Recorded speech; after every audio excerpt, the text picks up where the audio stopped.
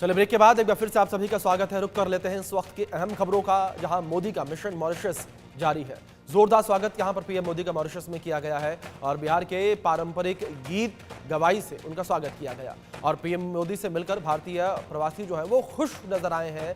बिहार के पारंपरिक गीत गवाई से प्रधानमंत्री नरेंद्र मोदी का स्वागत यहां पर किया गया है। प्रधानमंत्री नरेंद्र मोदी आज से 2 दिवसीय दौरे पर मॉरिशस पहुंचे हैं और मॉरिशस पहुंचने पर पोर्ट लुइस में बिहारी पारंपरिक गीत गवाई से उनका स्वागत किया गया। और गीत गवाई एक पारंपरिक भोजपुरी संगीत असंबल है और भारत के भोजपुरी बेल्ट से कई महिलाओं ने मॉरिशस में इसे पहचान दिलाई। और यह सांस्कृतिक धरोहर है। इसकी सांस्कृतिक महत्वता को देखते हुए गीत गवाई को दिसंबर 2016 में यूनेस्को की अंतर्गत सांस्कृतिक धरोहर की प्रतिनिधि सूची में शामिल किया गया था।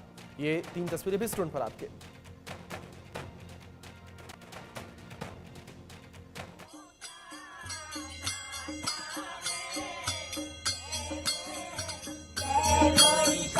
बोलो